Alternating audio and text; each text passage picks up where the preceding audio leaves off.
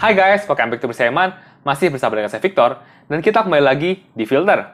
Dan di Filter kali ini, kita akan membahas mengenai sebuah fenomena yang semakin kesini dirasa semakin normal ataupun semakin biasa, yaitu adalah seks sebelum nikah.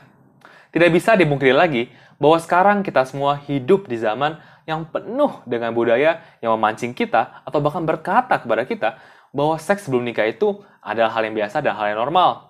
Atau bahkan, kamu akan rugi kalau kamu tidak melakukannya. Hal-hal ini tertuang dalam banyak sekali bentuk. Semisalnya, film-film yang kita tonton, baik di Netflix ataupun juga bioskop, ataupun juga bisa melalui musik-musik yang kita dengar, ataupun juga, menurut saya, bisa melalui games-games yang belakangan ini sering sekali memvisualisasikan karakter wanita dengan sangat sensual untuk menarik perhatian kita.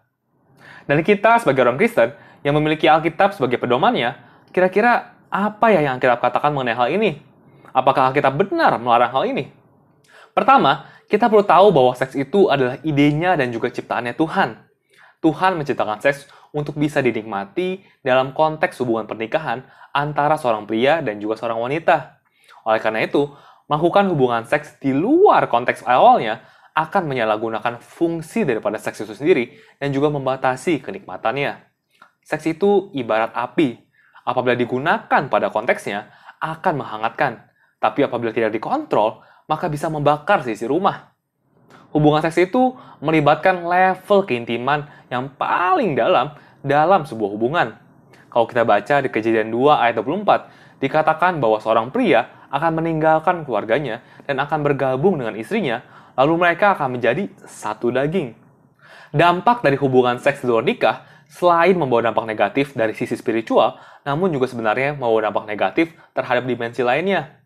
Semisalnya, terjadinya hamil di luar nikah, penyebaran penyakit kelamin, dan juga hal yang seringkali dianggap remeh oleh orang-orang, namun sebenarnya membawa dampak yang begitu besar, yaitu adalah masalah emosional yang dialami oleh orang-orang yang melakukannya di luar pernikahan, dan bagaimana itu bisa terbawa ke dalam pernikahannya nanti.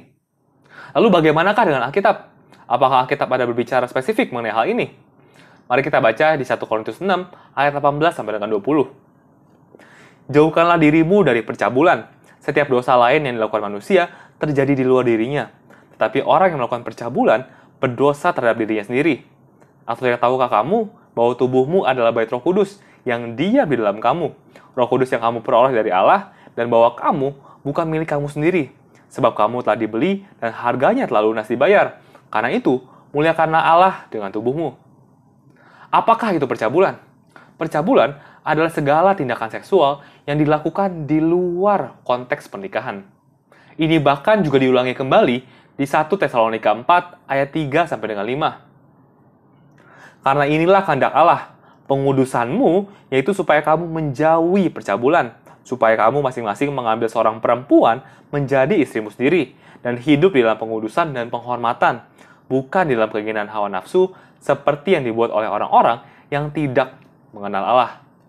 Jadi, Alkitab sudah sangat jelas mengatakan bahwa seks di luar nikah itu tidak boleh dilakukan. Tapi tetap saja ada orang-orang yang berkata seperti ini. Itu kan konteksnya udah zaman dulu, bro. Zaman sekarang mah udah beda. Ya elah, bro, kaku amat sih. Dibawa santuy aja. Toh kan ujung-ujungnya dinikahin juga. Icip-icip dulu nggak apa-apa lah. Pada umumnya, ada dua buah konteks di mana seks di luar nikah ini umumnya dilakukan. Konteks yang pertama adalah orang-orang yang memang sudah berpacaran, namun tidak mau menunggu sampai pernikahan untuk melakukan hubungan seksual. Dan yang konteks yang kedua adalah orang-orang yang menganggap bahwa seks luar nikah itu sebagai casual sex, ataupun juga mungkin lebih sering dikenal sebagai one night stand. Untuk konteks yang pertama, biasanya orang-orang ini akan mencoba untuk merasionalisasikan hawa nafsunya dengan berkata bahwa toh kan ujung-ujungnya dinikahin juga, sama saja dong melakukannya nanti ataupun sekarang.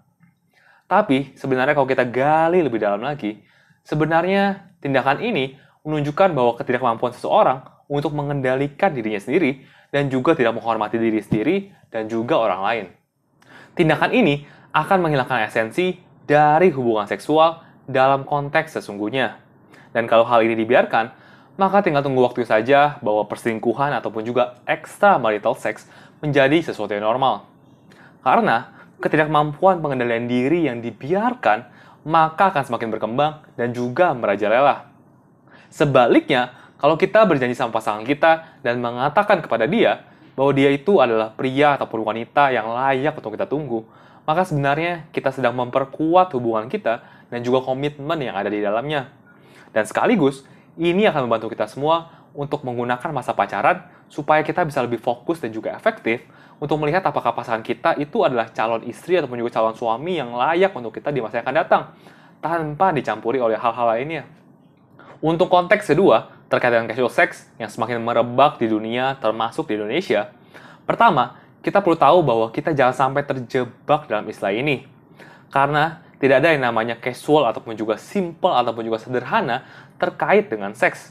Karena seks itu bukan hanya melibatkan tubuh saja, tapi juga jiwa dan juga roh. Saya berikan analogi seperti ini. Mari kita coba tempelkan selembar kertas dan kertas lainnya menggunakan lem. Apabila kita copot, maka kita akan melihat bekas di kedua kertas tersebut. Semakin lama menempel, maka akan semakin besar pula bekas yang ditinggalkan. Dan kalau kita ambil selembar kertas tersebut dan kita tempel di benda-benda lainnya, maka ia akan meninggalkan bekas di semua benda yang pernah ia tempel. Dan semakin lama, maka daya tempel daripada kertas tersebut pun lama-lama akan menghilang. Inilah yang terjadi kalau kita terus melakukan casual sex, di mana setiap kali kita melakukan hubungan seksual, kita meninggalkan sebagian dari diri kita. Dan kalau hubungan ini terus dilakukan, maka akan semakin pula kita kehilangan diri kita. Banyak orang yang terus berganti-ganti pasangan sampai di titik di mana mereka kehilangan esensi daripada sebuah hubungan. Dan biasanya, orang-orang ini memiliki kecenderungan untuk tidak bisa bertahan lama dalam hubungan manapun. Tentu kamu tidak mau mengalami hal ini, bukan? Hubungan seksual itu memiliki kekuatan yang sangat kuat dan juga sangat dalam. Jadi, sama sekali tidak ada yang casual ataupun juga sederhana terkait dengan seks, terlepas apapun yang budaya saat ini coba katakan kepada kita. Lalu, bagaimana kalau saya sudah melakukan hubungan seks di luar nikah? Ataupun saya sudah kehilangan keperawanan? Apakah ada harapan?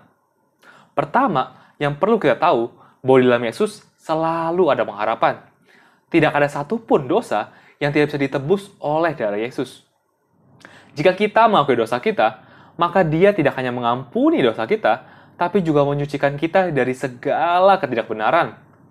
Jadi, Ia tidak hanya memberikan pengampunan, tapi juga memberikan pemulihan. Di dalam Yoel 2 ayat 25, menceritakan bahwa bagaimana Tuhan berbicara kepada bangsa Israel, di mana Tuhan berkata bahwa Ia akan memulihkan tahun-tahun di mana belalak memakan hasil bangsa Israel. Walaupun ayat ini tidak berbicara langsung kepada orang Kristen, tapi di sini kita bisa belajar bahwa Tuhan yang kita sembah memiliki kemampuan untuk memulihkan. Seks di luar nikah itu seperti belalang yang memakan diri kita dan juga memakan nilai diri kita. Tapi berita baiknya, bahwa Tuhan bisa memulihkan semuanya itu. Alkitab mengatakan bahwa kalau kita datang kepada Yesus, maka kita adalah ciptaan yang baru. Terakhir, kita juga perlu tahu bahwa sebagai orang Kristen, kita diperbaharui oleh Roh Kudus setiap harinya saat kita berjalan terus bersama dengan Tuhan. Jadi, terlepas apapun dosa yang kita lakukan, selalu ada pengharapan untuk kita semua. Dan selalu ada pengampunan buat setiap orang yang percaya kepada Dia. Oke guys, sekian dulu buat episode kali ini. So ingat ya, hindarilah seks di luar nikah. Jangan lupa like video ini kalau kalian suka.